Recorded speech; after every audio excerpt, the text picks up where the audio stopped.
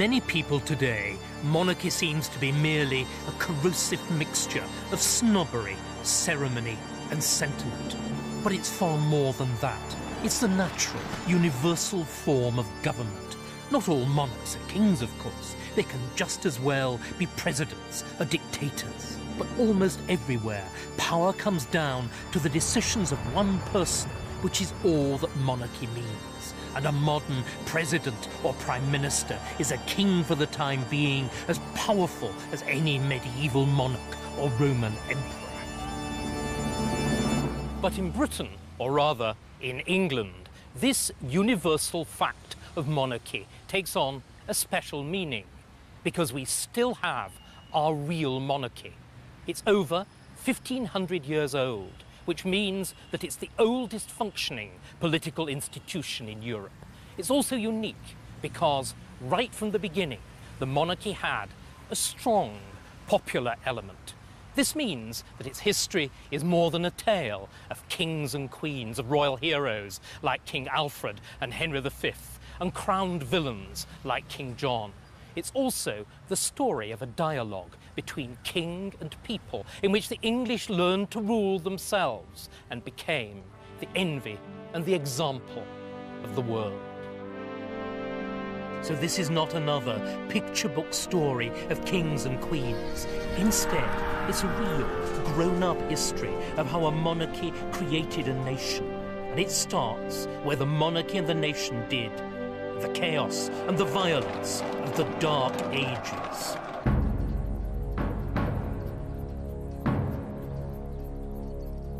"2,000 years ago, there was only one power that counted in the Western world: Rome. And Rome became the purest, most absolute monarchy the world has ever seen. And Britain, the province of Britannia, was just a tiny part of that monarchy.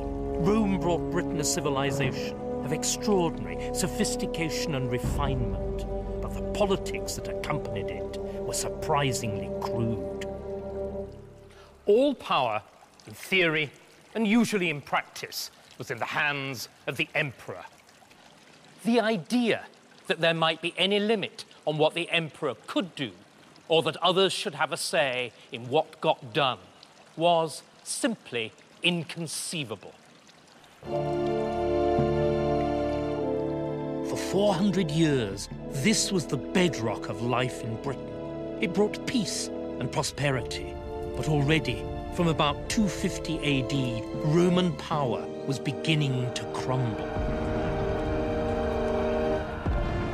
The collapse of Roman rule opened the door to a vast influx of German people. Today, they're known as the Anglo-Saxons. We rightly think of the Norman conquest as a great turning point in the history of England. But the Saxon conquest was even more important because it created the very idea and reality of England itself. Indeed, it's scarcely possible to exaggerate the scale of the Saxon incursions. Perhaps 200,000 people flooded into a native population of only about 2 million. Proportionately, it's the largest immigration that England has ever known. The immigrants brought with them a new language, an early form of English. They gave new names to districts, villages and rivers, names that we still use today. They even renamed the country itself. Britannia became Englaland, and their political values were as different as their language. For this was a community without sharp social distinctions and a people without kings.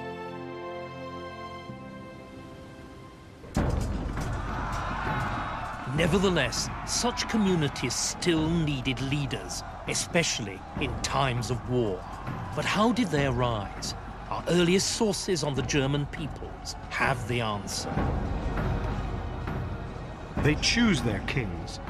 The power even of the kings is not absolute or arbitrary. This is the idea of government by consent, in which the leader is chosen by the people, or at least is answerable to them. It was an idea taken by the Anglo-Saxons from their homeland in Germany and transplanted to their new home in England. This was the beginning of kingship in England, local war leaders chosen by the people of the district. Periodically, by guile or military prowess, one of these petty kings would make himself first amongst equals or even overlord of most of England. One of the most successful was Ethelbert, King of Kent. Ethelbert's marriage to a Christian bride, the French Princess Bertha, opened a door to the Church of Rome. Because Bertha was a Christian, brought up in a Christian court, her arrival began a process which would transform the nature of English kingship. Soon, the king had been converted, but it was not the fear of hell that convinced Ethelbert. It was politics. The Roman Church borrowed much more from the Roman Empire than just ceremony. It was ruled by a monarch, the Pope, who claimed, like the emperors, absolute and divinely ordained authority. He even used one of the imperial titles, Supreme Pontiff. Now, all this the Church made available to Ethelbert. From now on, English kings presented themselves not as pagan warlords, but as the successors of the emperors and the new kings of Israel. Offa, king of Mercia, was one of the first to use this rhetoric of imperial Christian kingship to expand his sovereignty. After coming to power in 757, some say through murder, Offa ruthlessly set about conquering regional monarchies, including the once powerful Sussex in southern England and Kent, the very place where Ethelbert had established the tradition of Christian monarchy on which Offa's authority rested.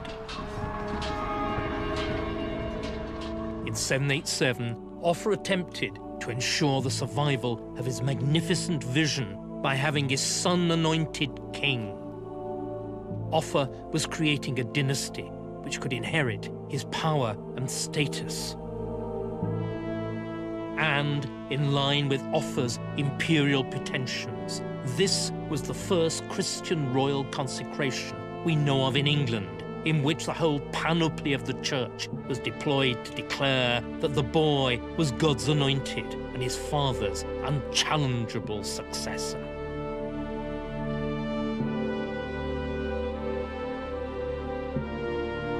With this consecration and investiture of his son, Offa was confident the future both of his house and of Mercian power seemed secure.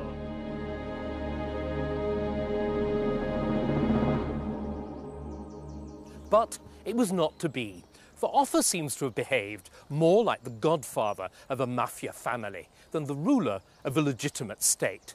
Indeed, the English were to remember him more for the kings that he murdered than for the kingdom that he built. The result was that within 20 years of his death, in 796, the greater Mercian dominion that he'd created had dissolved back into what was then the usual state of England, a patchwork of smaller rival kingdoms. Kingdoms that were about to undergo the severest of ordeals: invasion. 4.5 centuries after the Angles and Saxons had begun to raid the English coast, they found themselves in turn invaded by pirates from further north, the Vikings.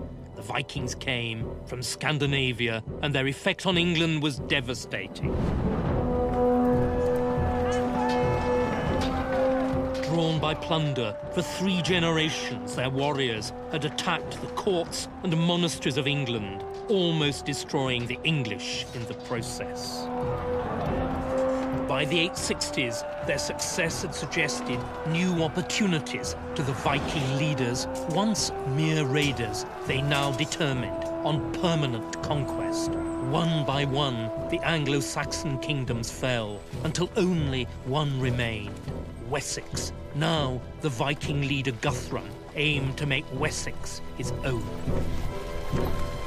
His opponent was, like all successful Anglo-Saxon kings, a man of action and a warrior. But this king of Wessex was more. Indeed, he's just about unique in medieval history. He was an intellectual, a writer, a man whose very words have come down to us. His name was Alfred. Guthrum the Viking's assault on Alfred's kingdom reached a climax in the winter of 878. The Saxon king was forced to flee to the marshlands of Somerset, to Athelney. It was the nadir of his fortunes. Alfred plotted and planned the counterattack as the winter turned into spring. At last, after several months, he was ready, and he sent out the call to arms. Across the shires of Wessex, the message ran, calling the people to their traditional assembly points. In Wessex, the rough and ready egalitarianism of the earliest settlers had developed into a kind of partnership between the king and people. And Alfred was well aware of its importance, because this partnership, the sense of all being in it together, made it easier for Alfred to make heavy demands on his people as the invasion crisis deepened. So, when Alfred's call to arms went out, people across Wessex responded. Alfred's army assembled at a prehistoric barrow in Wiltshire.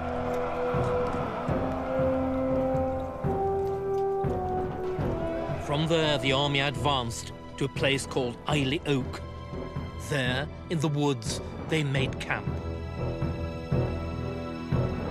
In the morning, they would march out to meet Guthrum and his Vikings.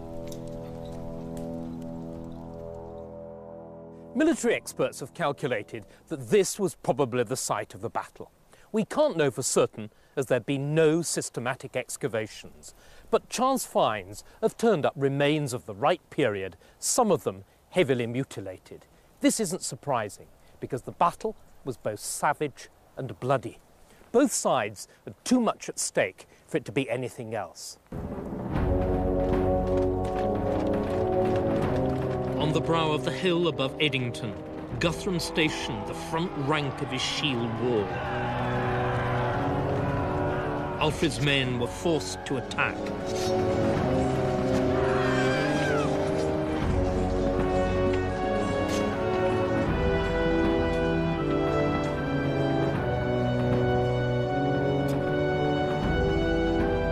At Eddington in 878, King Alfred had vanquished an enemy who had threatened the very existence of his kingdom. But winning a battle wasn't the same as winning a war. To do that, Alfred had to put all Wessex on a full-time war footing. He created a navy with bigger and better ships, and he reorganized the army to enable him to put troops into the field at almost any time. Most effective of all was the chain of fortresses he built across his kingdom to deny the Vikings a free passage.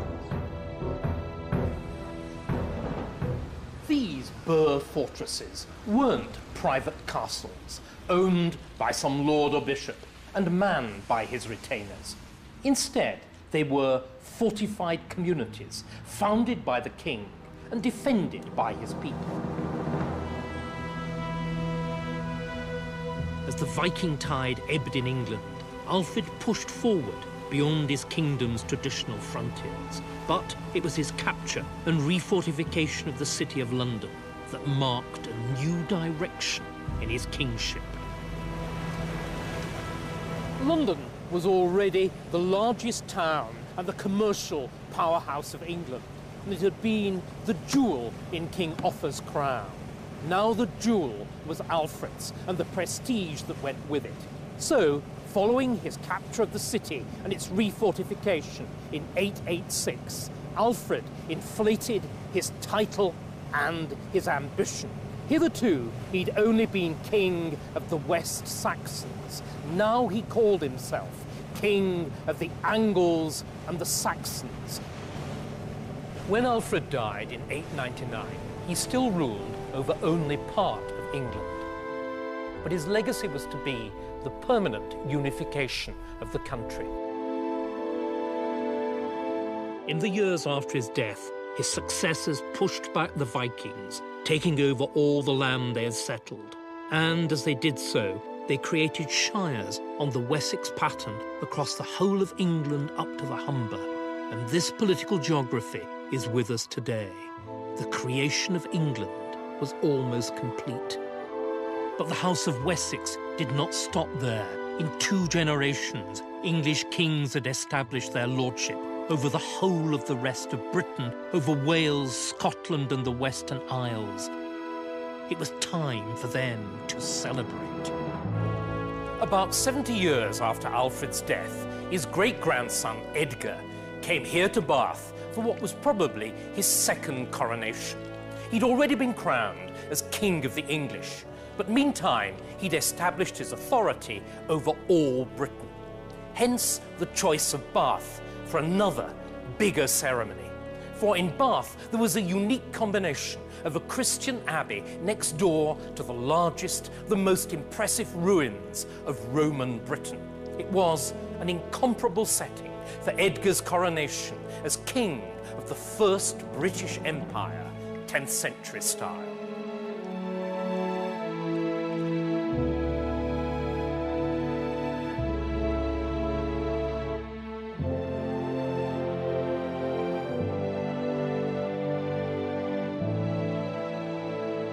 All this was good PR.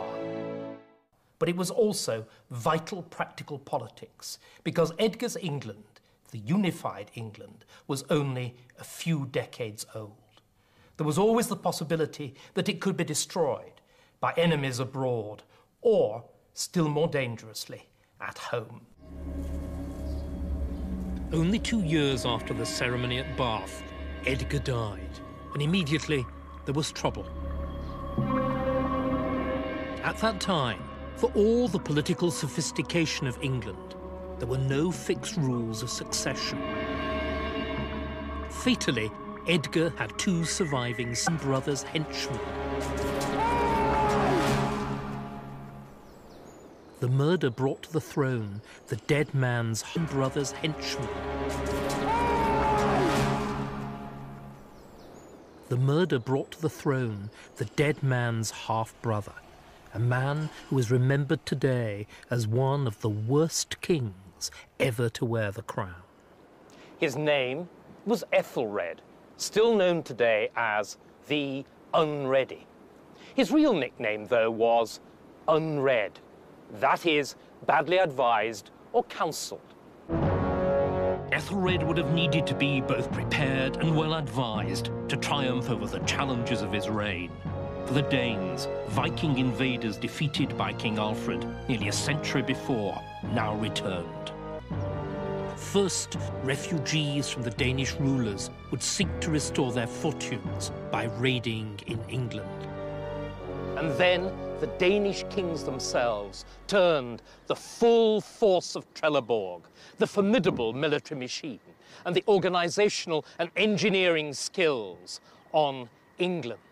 It was blitzkrieg, shock and awe.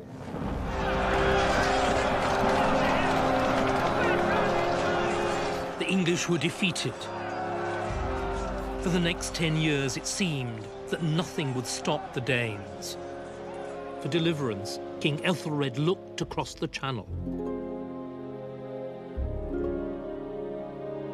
In 1002, the king married Emma, sister of the Duke of Normandy.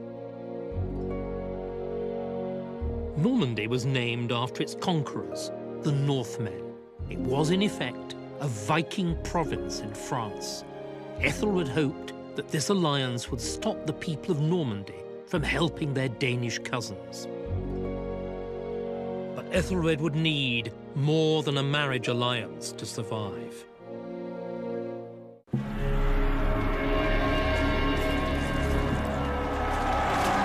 Under the stress of the Danish invasion, Ethelred's kingdom dissolved into vicious factional disputes.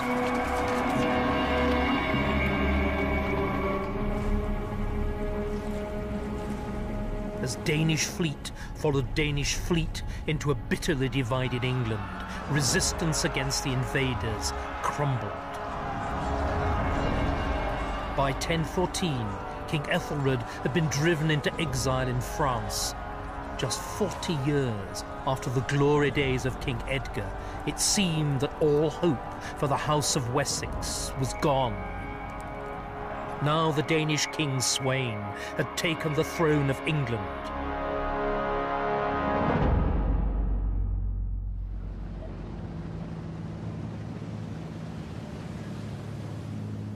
But then there was a lucky reprieve for the English, and King Sweyn died just a few months after his victory.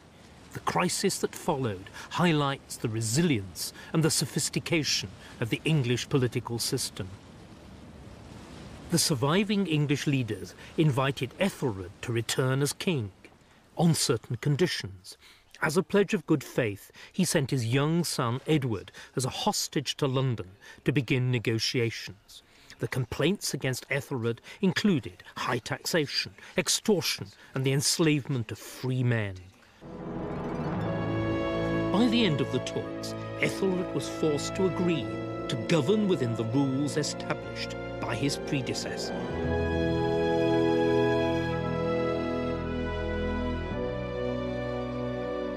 The agreement of 1014 was the first constitutional settlement in English history, and it began a tradition which descends through Magna Carta, the Petition of Right, and the Reform Acts, right down to the present.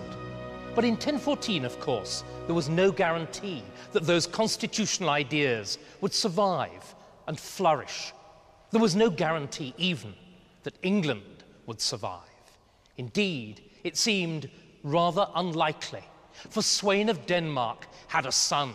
His name was Canute, and Canute was determined to win back what he thought of as his inheritance of England.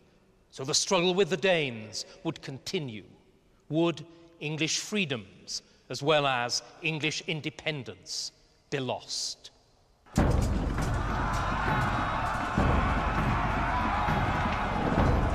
Within months of the agreement, which had restored him to his kingdom, the old King Ethelred was dead, and the war with the Danes continued with renewed ferocity.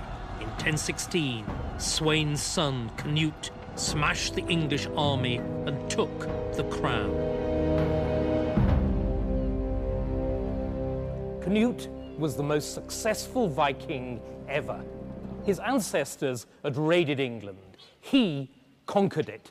They had exacted tribute. But as King of England, he controlled English taxes, the English mints, and the English treasury, and he poured out their wealth on his Danish followers. And yet, strange to tell, in England, Canute went native and became more English than the English. Why?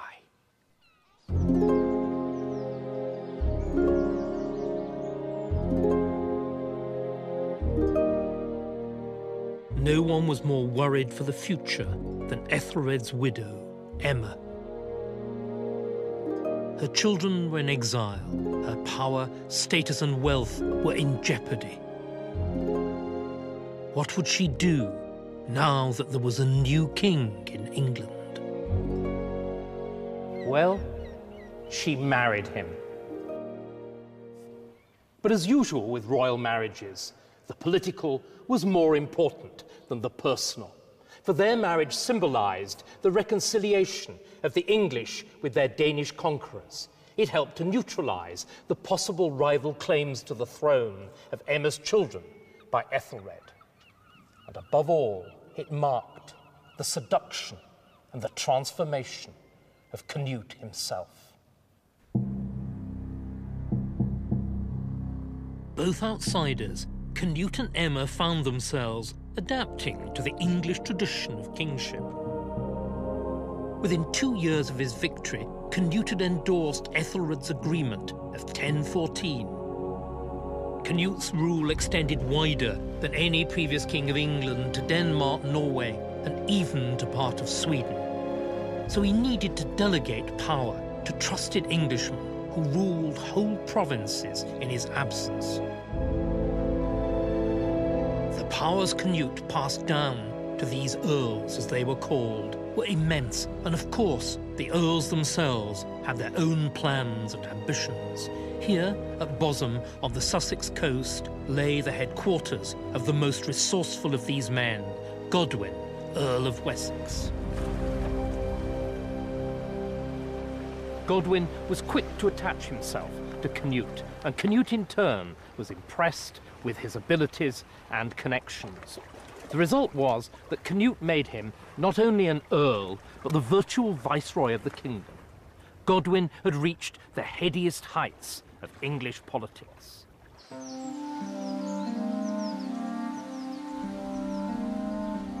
But Canute's death in 1035 threatened everything. Godwin was forced to make a new alliance, this time with the woman who'd pulled the strings behind the scenes for the past 30 years, Queen Emma. Emma was determined that her son by Canute should succeed, rather than her children by Ethelred. As Canute's right-hand man, Godwin agreed, so when Ethelred's sons did try for the throne, Godwin's troops moved against them. Little did Godwin imagine that, after 6 years of intense political infighting, the elder of Ethelred's sons would be the only claimant to the throne left alive. He would be known to history as King Edward the Confessor.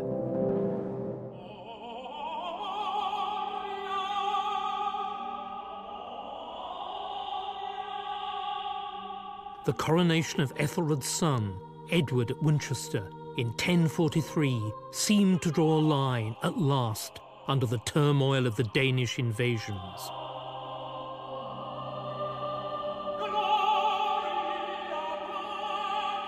His coronation put Edward at the head of the most prosperous kingdom in Europe, but he faced one serious obstacle. His reign was to be dominated by the struggle between the king and Godwin's family. Edward had decided that the solution to Godwin's dominance in England was for him to look abroad to supporters in northern France and Normandy. They were his mother Emma's people. He spoke their language, and he'd spent his long years of exile amongst them. So soon after he became king, he started to grant English lands, like Deerhurst here, and English offices to Frenchmen and to Normans. They were his party, and in time he hoped they would make him strong enough to turn the tables on Earl Godwin. And soon, his pro-French policy culminated in the offer to a Norman of the greatest plum of patronage of them all.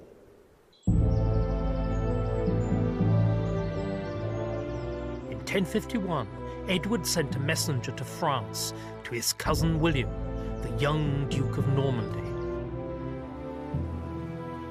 The message was an offer of the crown of England itself. In retrospect, it looks as though Edward was taking a decision of huge political significance and deciding, no less, that the future of England should be Norman, not Anglo-Saxon. But at the time, it looked very different. For Edward's offer to William was not irrevocable. He might yet have children of his own, and even if he didn't, he could always change his mind about his eventual heir. For wisely, Edward used the great expectations of the succession as a device to manage the politics of the reign. Godwin was too strong, so talking up William as his heir might yet bring down the overmighty Earl a peg or two. But Godwin's ambitions were not to be squashed so easily. Over the course of the year, Godwin challenged his king's authority again and again. Finally, the two assembled arms against one another. Civil war was on the horizon. But the sense of common collective nationhood proved stronger than the will of any one man. The political elite bound together, changing loyalties back and forth as was necessary to keep England whole and united. Eventually, Edward was persuaded to reinstate Godwin and to banish many of his French and Norman supporters.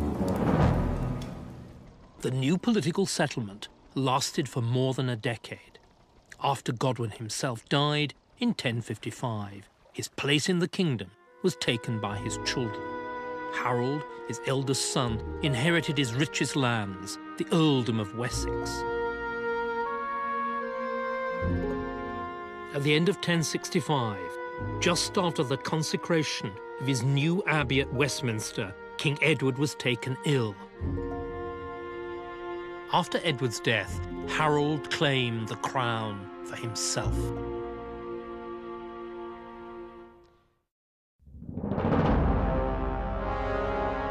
Having been promised the throne, and with a genuine family claim to it, William, Duke of Normandy, was enraged by Harold's actions. There was only one thing to do.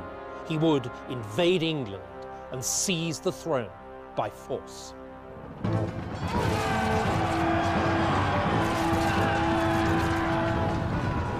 Battle of Hastings was hard fought, and several times the Normans came close to losing. Most of the day, the English held the upper hand. But all that changed when Harold and his closest followers, the elite of Anglo-Saxon England, were killed.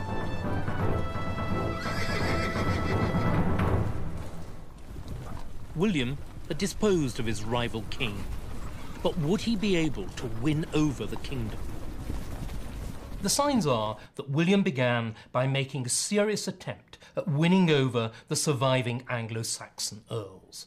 They were not killed or mutilated in the wake of the Battle of Hastings, as had regularly happened during the Anglo-Saxons' own succession struggles. Instead, providing they were prepared to submit and to swear allegiance, William was happy to pardon them and to make use of them. Within weeks, William's victory was complete, and the Witan, the Council of Anglo-Saxon nobles, accepted him as king, and on Christmas Day, 1066, William was crowned king here in Westminster Abbey.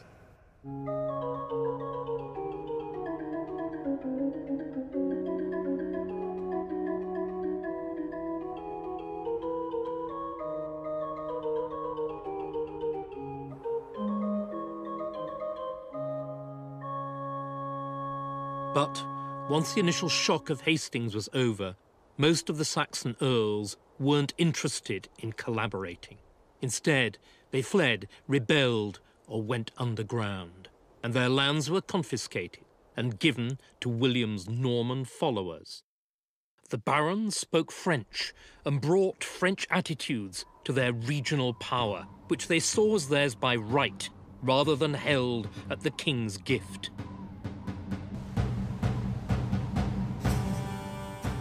They also had new French ways of controlling the English population. The castle.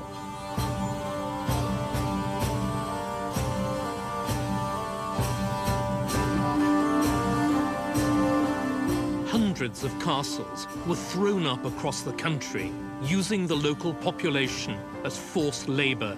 The English had seen nothing like them.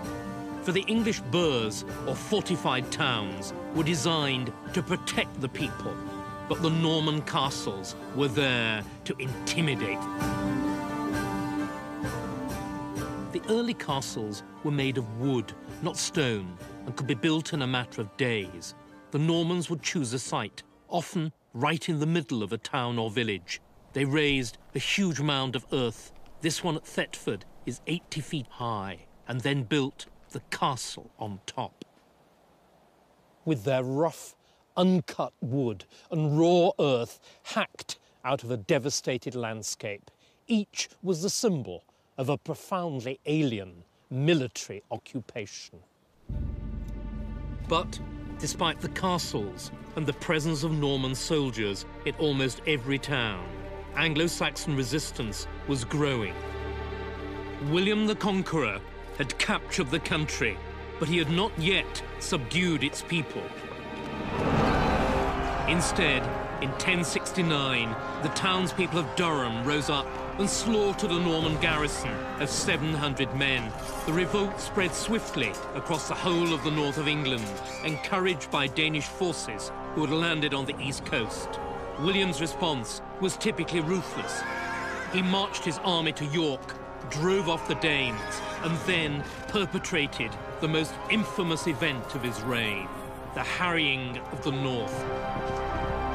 Over a huge area, from York up to Durham and across to Chester, his men destroyed villages, burnt crops and food stores, and killed every person and animal they could find.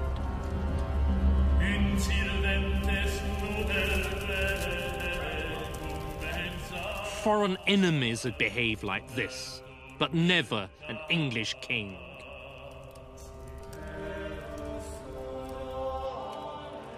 The harrying of the north was not mere revenge or ethnic cleansing, but a deliberate policy of terror. The Anglo-Saxons of other regions might be tempted to rebel. They would share the same terrible fate as the north. But despite the threat, there were still some Anglo-Saxons who would not submit to the Norman yoke. Resistance was not yet over.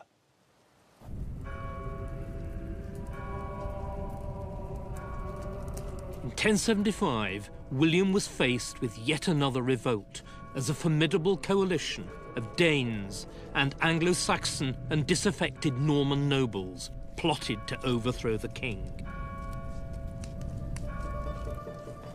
Among the conspirators was a trusted Anglo-Saxon earl, Waltheof of Bamborough. William was so incensed at his betrayal that Waltheof became the only Anglo-Saxon nobleman to be executed by the Normans. William had him beheaded for treason outside the walls of Winchester Castle. With his death, the last of the great Anglo-Saxon earls had gone. But from William's point of view, his execution had done its work.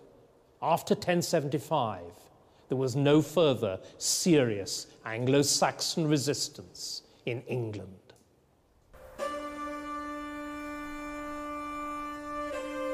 As a devout Christian, William was well aware of the power of the church over a population of simple believers, so he made sure that the church was run by Normans for Normans, and he ordered a huge program of church building, including spectacular new cathedrals. This is Ely, one of the most splendid of the Norman cathedrals. Norman cathedrals are like Norman castles, at once centres of Norman administration, advertisements for a new Norman way of life, and monuments to the permanence of Norman power. And above all, they were visible proof that God was on King William's side. Of course, control of the church meant control of its vast wealth, and the fact that England was so rich had always been a factor in William's decision to invade. But what had attracted the Normans also drew other eyes.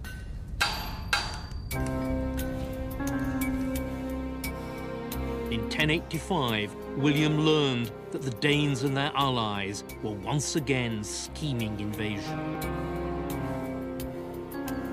He summoned a meeting of the Great Council here to Old Sarum, the original site of the city of Salisbury.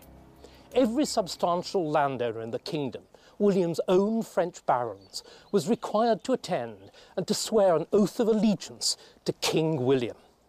No Anglo-Saxon king had ever needed to do such a thing, and the fact that William had showed that though he was a strong king, he had created a form of kingship that was inherently weak and depended to a dangerous extent on his own force of character. Nevertheless, the Oath of Salisbury worked. The planned invasion was called off, and William's regime was secured once more. Less than a year later, William was dead, fatally injured in a riding accident. He may have been born a chancer, but he died a king.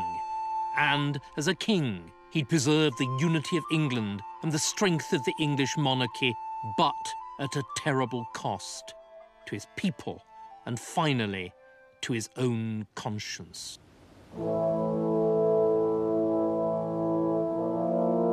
What kind of legacy was this for his successor? And who would his successor be? For the Normans had no strict rules of royal inheritance. Instead, it was left to the dying king to make his wishes known. Normandy, William decided, should go to his eldest son, and England to his second-born. So, at the age of 29, William Rufus became the second Norman king of England. Like his father, the Conqueror, William Rufus was a skilled soldier and a natural leader of men. He was strong-willed and determined to enforce his authority on the whole country. And he was, if anything, even more avaricious. King William Rufus was always looking for new ways to extract money from England. And when he couldn't get it from the Norman barons or the Anglo-Saxon townsfolk, he wrung it from the church instead.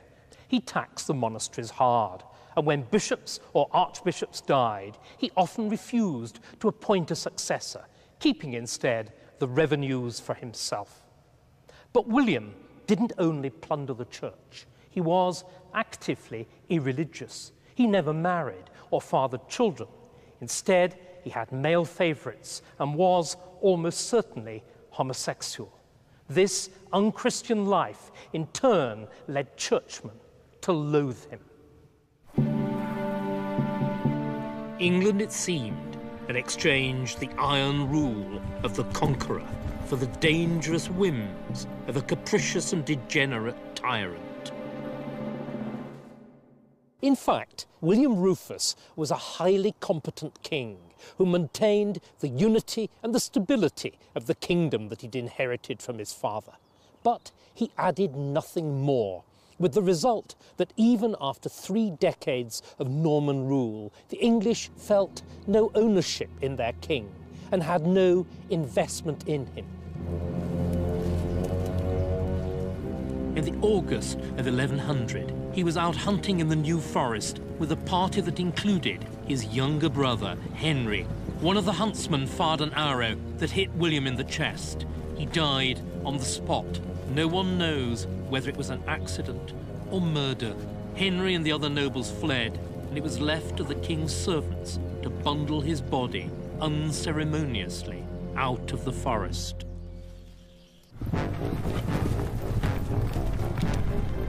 Within hours of Rufus's death, his brother Henry rushed to Winchester, seized the royal crown from the treasury, and rode off with it to London. There's no proof that Henry was implicated in his brother's death, but he certainly wasted no time in mourning him before declaring himself the next king of England. Henry's claim to the crown was dubious. Rufus had not named him as his heir, and their elder brother Robert was still alive and ruling as Duke of Normandy. In the circumstances, Henry needed all the support he could get, and he turned dramatically to the hitherto despised English people. Kings traditionally swore an oath at their coronation in which they promised to rule justly and well. But Henry's Coronation Charter, of which this is the slightly later official government copy, was different. It was written down. It was widely circulated throughout the kingdom, and the promises were more far-reaching. Above all, it announced Henry's determination to carry out a legal counter-revolution and bring back the laws of Edward the Confessor. In other words, he would rule in the traditional way, with consent, like an Anglo-Saxon king, and not with force and extortion, like a Norman.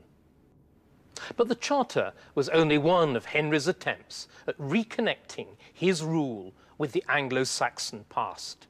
He married a Scottish princess who was descended directly from King Alfred the Great, and he gave his only son and heir a double name.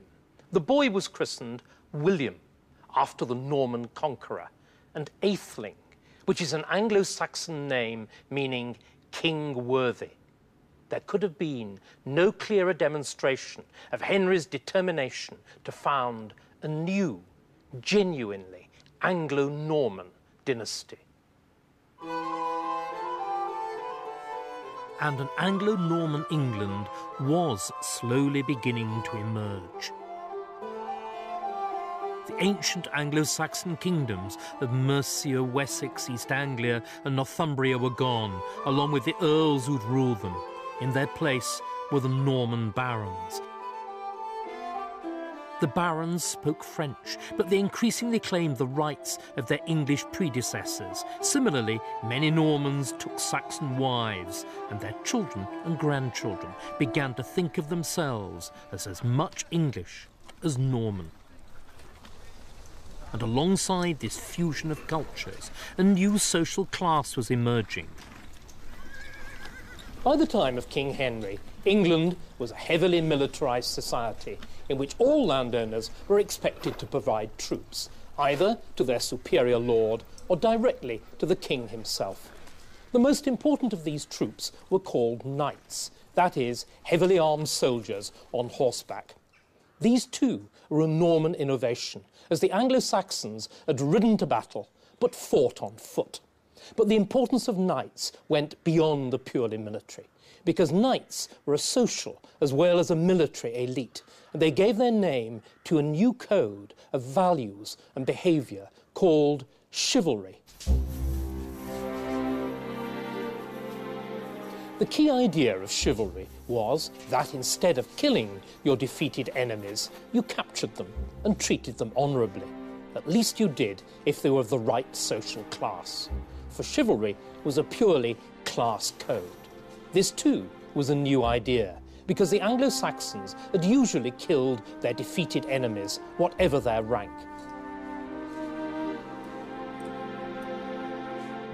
Chivalry was the apex of this new Anglo-Norman culture.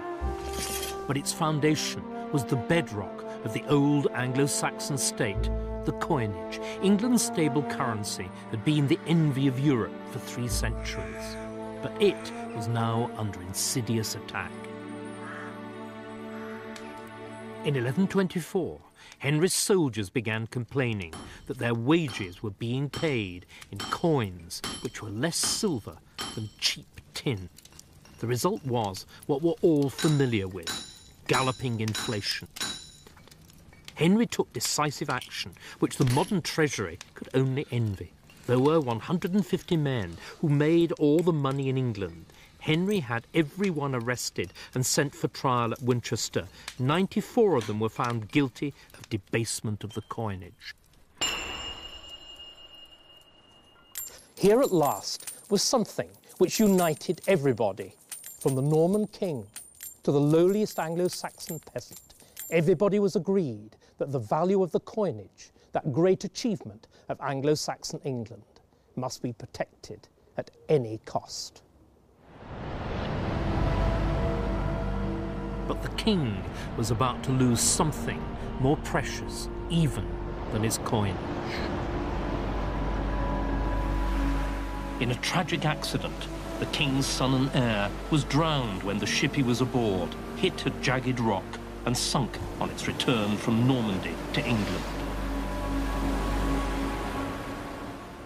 For the rest of his reign, Henry wrestled with the problem of the succession. At first sight, there seemed no shortage of possible heirs. Henry had been an inveterate womanizer, and he'd fathered a score of bastards. But none of the bastards, of course, carried the Anglo-Saxon royal blood of the dead prince, William Atheling. Nor did another possible candidate, Henry's nephew, Stephen. Stephen was a tried and tested warrior, and he was popular with the church and a large section of the baronage. But Henry rejected Stephen as well, and instead he decided that his heir should be his daughter, Matilda, named after her mother, Queen Matilda, and carrying also her mother's Anglo-Saxon royal blood. In 1127, Henry summoned a meeting of the baronage, including Stephen, and required them all to swear an oath of allegiance to Matilda and to recognise her as the future monarch of England. For Henry, this settled the matter.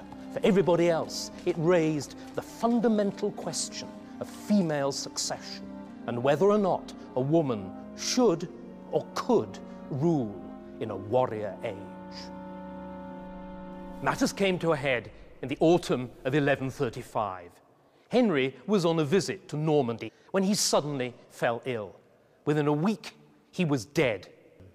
But already, everybody had forgotten the oath of 1127. Instead, Stephen moved decisively to seize the throne and get himself crowned and acclaimed by the English.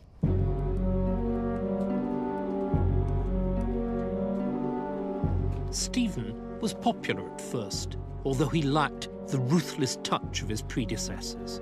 But within a year or two, he had lost control over the barons. They began ignoring his commands, and some of them tried to carve out petty kingdoms for themselves, just like their cousins in Normandy. If they succeeded, it would be the death of England. But meanwhile, in Normandy, a more direct threat to Stephen's authority was brewing. Matilda maintained her claim to the throne, and she was gathering allies. And on the 30th of September, 1139, she landed on the Sussex coast with a large army, supported by Robert of Gloucester and demanding to be recognised as Queen. Norman England's first civil war was about to begin. In petty skirmishes and long sieges, the armies of Stephen and Matilda fought it out across the length and breadth of England. For over 7 years, the two devoted huge amounts of energy and resources to their contest for the throne, trading power back and forth. Finally, in 1148, Matilda accepted that she would never be queen and returned to France. Stephen had won, but England had paid a high price.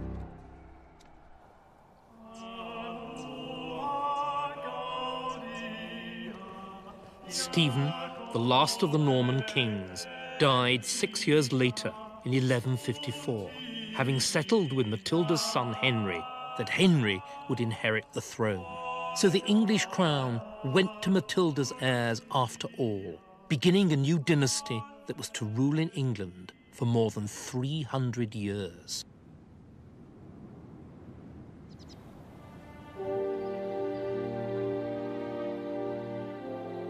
The key to English politics has been a combination of strong government with government by consent.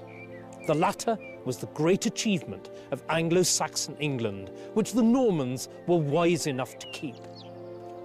But the Norman kings themselves, with their castles, their knights, their administrative flair, and above all, their indomitable wills, made the monarchy infinitely stronger. Their cathedrals and abbeys made England more beautiful, and their language, their courtesy, and their chivalry made it more civilized. They also, on the debit side, made it infinitely more class-ridden.